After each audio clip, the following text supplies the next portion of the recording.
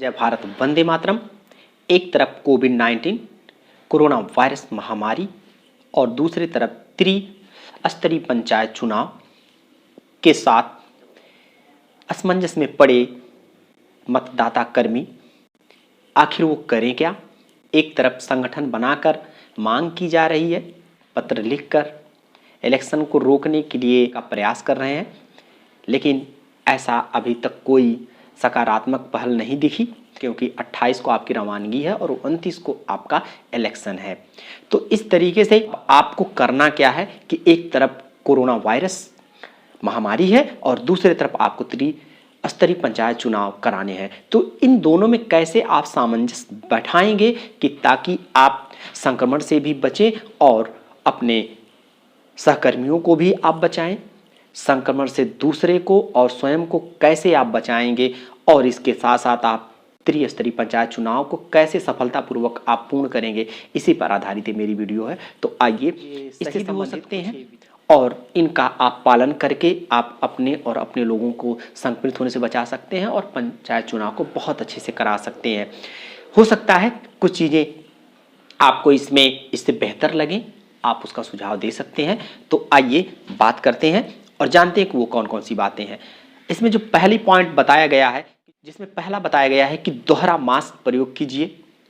दोहरा मास्क में आप प्रयोग क्या क्या कर सकते हैं। सबसे पहले सर्जिकल मास्क जैसा आता है, आप मेडिकल स्टोर से आप ले सकते हैं।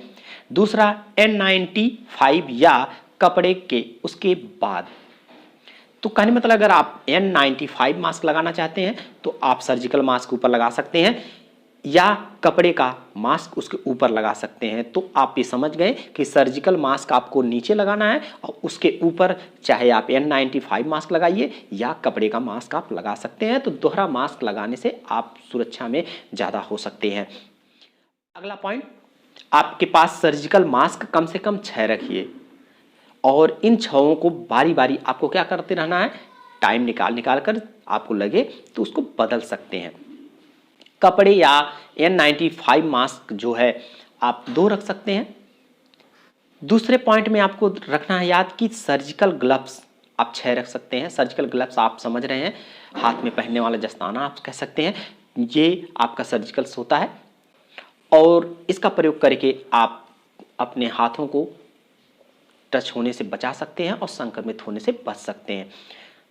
तो इस तरीके से 6 रख सकते हैं और इनका भी उपयोग आप टाइम से यूज करके निकाल कर आप चेंज कर सकते हैं। प्रयोग किए जा चुके सर्जिकल मास्क व ग्लव्स को रखने के लिए पॉलीथीन या आप अपनी सुविधा अनुसार डिस्पोज कर दीजिए, पर यहाँ वहाँ मत फेंकिए। आपको ध्यान रखना है कि इनका सही तरीके से आपको निदान करना है और इसको सही स्थान पर रखना है। इसके बाद जो तीसरा आपको ध्यान देना है, फेस शील्ड मतदान के समय और बस में यात्रा करते समय। यहाँ फेस शील्ड आप समझ गए हैं कि अंदर आप मास्क पहन सकते हैं, ऊपर से आप फेस शील्ड अगर लगा लेते हैं तो और भी सोने पे सुहागा जैसा माना जाएगा सुरक्षा के लिए। ये आप कर सकते हैं। ये आप मतदान जब कर रहे हैं उस समय भी कर सकते हैं, बस में यात्रा कर रहे हैं और आप इस तरीके से जब जा रहे हैं पोलिंग पार्टी के साथ, तो आप इस तरीके से काम कर सकते हैं। चौथे पॉइंट में आप जानेंगे कि सैनिटाइजर हो सके तो स्प्रे वाला लीजिए। सैनिटाइजर स्प्रे रख लीजिए, अगर आप लिक्विड वाला चाहिए तो उस तरीके से भी रख सकते हैं।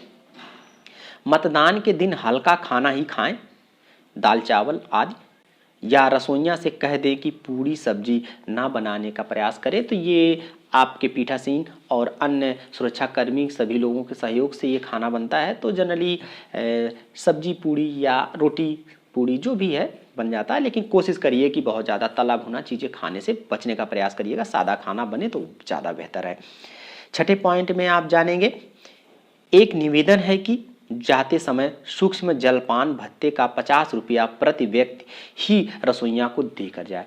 यहाँ पर एक सुझाव की बात की गई है, एक रिक्वेस्ट की बात की गई, निवेदन की बात की गई है कि अगर आप प्रत्येक जितने वहाँ पर कर्मी लगे हुए हैं, अगर वो 50 रुपये के हिसाब से अगर उस भंडारी को दे के चले आते हैं, रसोइयों को दे के चले आते हैं, तो एक तरीके से उस बेचारी ने भी संक्रमित होने का रिस्क लेके आपके लिए ड्यूटी कर रही हैं, तो कम से कम उसको कुछ जो है धनराशि मिल सके।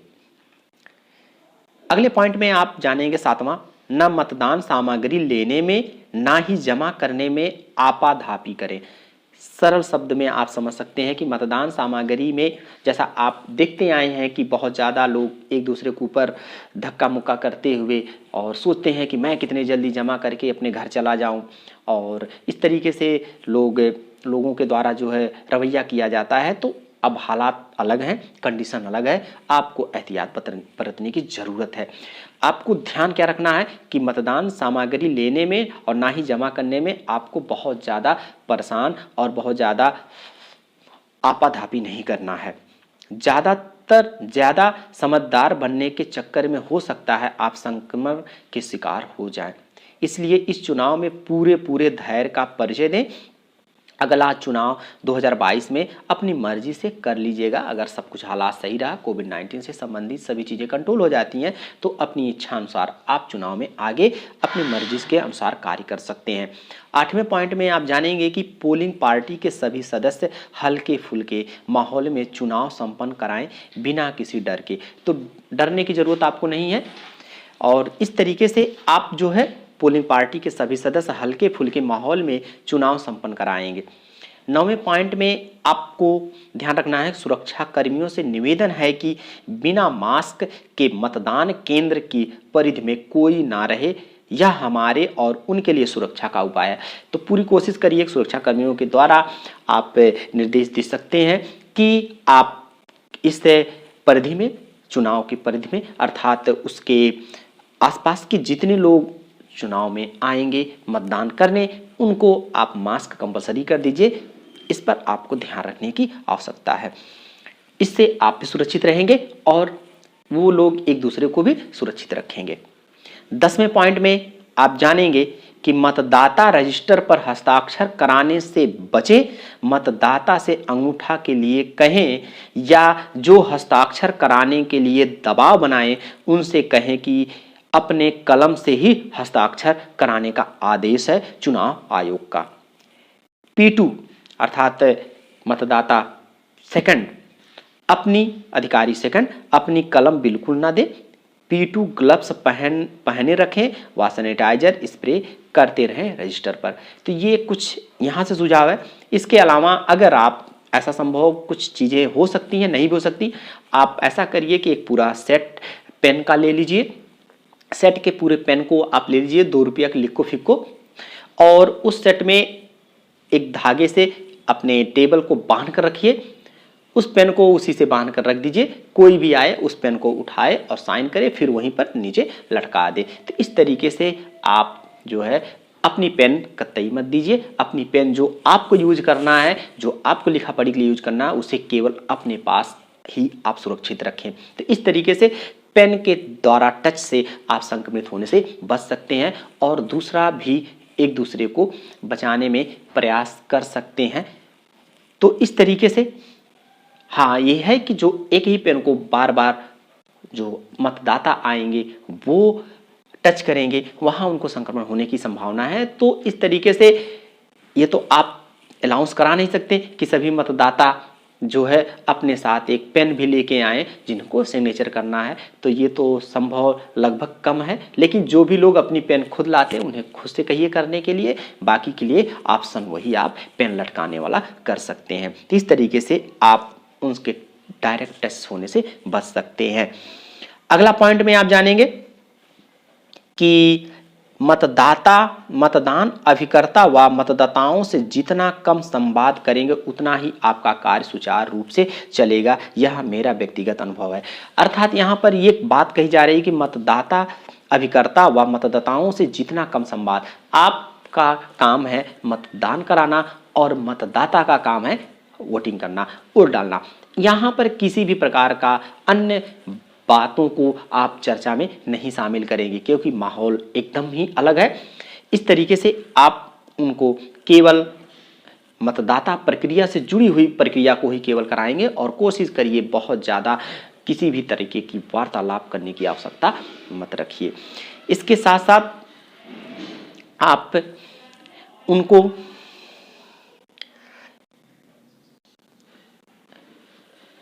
अगले पॉइंट में आप जानेंगे कि जिन्होंने वैक्सीनेशन कराया है उनके अलावा आर्सेनिक अल्बा 30 व इन्फ्लुएंजा 200 एक हफ्ते तक जरूर प्रयोग करें। यह आपको नुकसान नहीं पहुंचाएगी अगर लगता है कि फायदा नहीं है। तो इस तरीके से यहाँ पर दो दवाओं के बारे में बताया गया है। इन दो दवा के बारे में तो मैं इस पर आपको एथराइज नहीं करने के लिए कह रहा हूँ।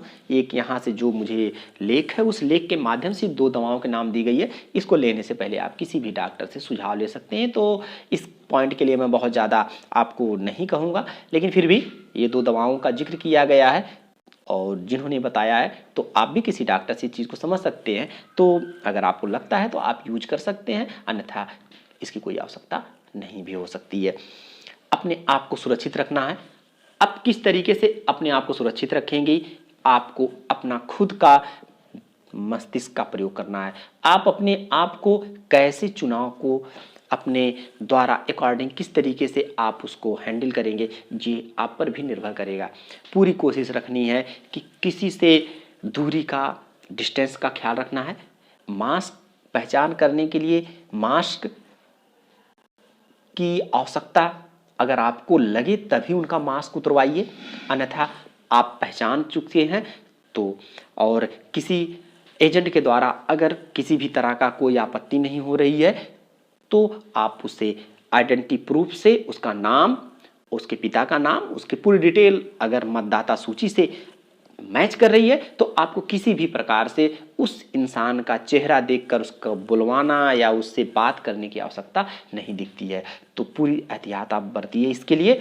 इसके बाद P2 कि तो प्रथम P1 का हो गया काम। और P2 के लिए ध्यान रखना है कि जैसा मैंने पेन के लिए बताया कि उनको साइन करना है, अंगूठा लगाना है, तो वो किस तरीके से अपने आप का एहतियात बदलेंगे। बाकी आपको सभी चीज़ों पे ध्यान रखते हुए पूरा काम करना है।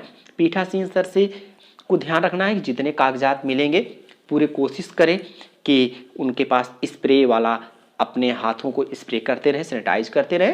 किसी भी पन्ने को या किसी भी फॉर्म को भरते वक्त, फिलअप करते वक्त पूरे तरीके से वो अपना ख्याल रखेंगे।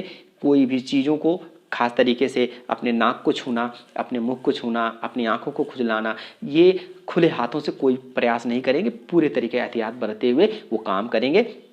और किसी भी पन्ने को पलटने के लिए जनरली लोगों की आदत होती है कि वो अपने गम्स थूक को लगाकर, अपने सलाइवा को लगाकर जो है वो पन्ने को पलटते हैं। तो इस तरीके से कतई काम नहीं करने की ज़रूरत है। इससे आप इन्फेक्ट हो सकते हैं और दूसरों को भी इन्फेक्शन पहुंचा सकते हैं। तो आपको विभिन्न प्रकार की चीज़ों का एहतियात बरतते हुए आपको पूरे तरीके से सावधानी का काम करना है।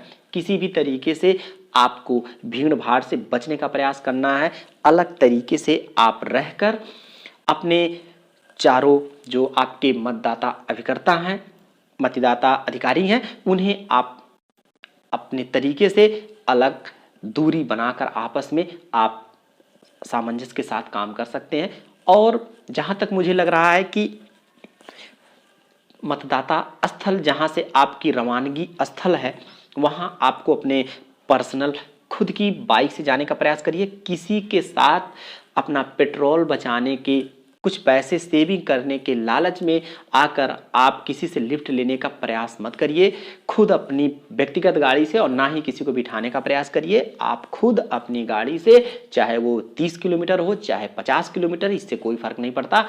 एक दिन की बात है, आप इतना अपना पैसा खर्च कर सकते हैं, लेकिन आप सुरक्षित रहेंगे। आप खुद अपनी गाड़ी को स्वयं चलाइए और इसके अलावा किसी को पीछे मत बैठाइए। आप सुरक्षित होकर स्थान तक जाइए। वहां पर जब आपकी पार्टी पूरा आपके साथ मिल जाएगी तो उस पार्टी में आप लोग आपस में पीठासीन सर से वार्ता करते हुए आपस में आप सभी लोग सामंजस्य बिठाइए। और उसमें जो पुरुष वर्ग है मतदाता अधिकारी, मतदान अधिकारी, वो जो है आपस में सामंजस्य बिठाते हुए जितनी महिलाएं हैं उनकी उपस्थिति होने के बाद उनको घर जाने के लिए या पास के कोई रिलेटिव के यहाँ जाने की उनको अनुमति दे दे। सुबह इलेक्शन होने से, चुनाव मतगणना शुरू होने से पहले आप उनको अपने पास बुलाएंगे और टाइम रहते ही वो आपके पास आ जाए ताकि जो है चुनाव सफलतापूर्वक हो। और जो हमारी महिला मतदाता कर्मचारी लगी हुई हैं वो अधिकारी महिला अधिकारियों को मेरा निवेदन है कि वो अपने साथ जरूर किसी को लेके जाएं, अपने सिक्योरिटी के लिए, अपने सुरक्षा के लिए। इसके साथ साथ अगर आपको किसी भी तरीके की प्रॉब्लम होती है तो आप अपने स्थान पर उनके द्वारा पीठासीन से रिक्वेस्ट करके कहकर, पीठासीन का अधिकार भी होता है, वो आपके काम को हल्का करवा सकते हैं बैलेट पेपर को फाड़ने में या अन्य प्रकार के काम करने में। तो इस तरीके से आप अपने स्थान पर ले सकते हैं। जैसा एक और कंडीशन है कि बहुत से हमारे मतदाता अधिकारी इस तरीके से समस्याओं से जूझ रहे हैं कि वो इस समय जो भी वायरस और जो भी बुखार, जो भी सर्दी जुकाम का माहौल चल रहा है, कुछ जनरल फ्लू हैं, कुछ कोविड-19 से भी संबंधित हो सकते हैं। तो इस तरीके से लोग परेशान बहुत से हमारे मतदाता कर्मचारी चल रहे हैं। तो मैं जो है कि उनके लिए ईश्वर जी से प्रार्थना करता हूँ कि जल्द ही स्वस्थ हो और वो सही तरीके से अपने जीवन को यापन करें। इसके साथ ही एक और भी है कि अगर आप किसी तरीके से आपको थोड़ा मोड़ा परेशानी है, आप बीमार चल रहे हैं और आप ड्यूटी कटवाने के लिए पूरा प्रयास किए लेकिन आपकी चुनाव ड्यूटी नहीं कटी है, तो इसके बावजूद भी अब आपको ड्यूटी करना है, क्योंकि अगर आप ड्यूटी नहीं करते हैं तो आपका सस्पेंशन निश्चित रूप से हो सकता है।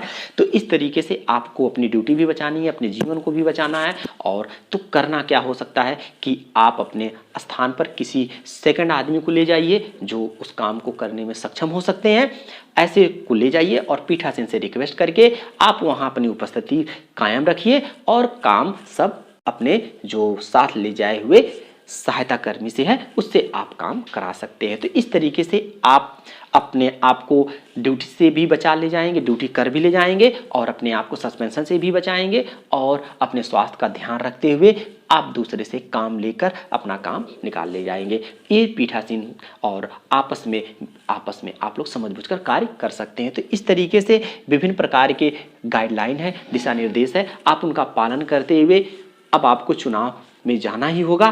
तो आप अपना ख्याल रखिए, अपना और अपने परिवार का के साथ ख्याल रखिए ताकि इस महामारी कोरोना जैसे जो विकट परिस्थिति हमारे समाज में, हमारे देश में, हमारे राज्य में कोने कोने फैल रही है, इसे हम रोकने में सक्षम हो और अपने आप को संक्रमित होने से बचाएं और दूसरों को भी संक्रमित होने से बचाएं। तो इस तरीके से आपने बहुत ही महत्वपूर्ण जानकारी इसमें से हासिल की। आप स्वस्थ रहे, आपका परिवार स्वस्थ रहे, पूरा हमारा समाज, देश पूरा स्वस्थ रहे, पूरा विश्व स्वस्थ रहे। और इस सामने जो बहुत बड़ी विषम परिस्थिति पैदा हो चुका है महामारी के रूप में, ये हमारे पूरे विश्व से, पूरा पृथ्वी से हमेशा के लिए दूर हो जाए, ऐसी ही हमारी शुभकामनाएं और ऐसा ही हमारा ईश्वर से प्रार्थना और निवेदन है। तो इस तरीके से आपने इस वीडियो में बहुत ही महत्वपूर्ण जानकारी हासिल की। अगर आपको इसमें कोई भी चीज़ अच्छी लगती है, हो सकता है कोई चीज़ें आप इससे भी बेहतर आप सुझाव देना चाहते हैं, तो आप मेरे कमेंट बॉक्स में आप टाइप कर सकते हैं, लिख सकते हैं। वीडियो देखने के लिए बहुत बहुत धन्यवाद। जय हिंद, जय भारत, वंदे मातरम।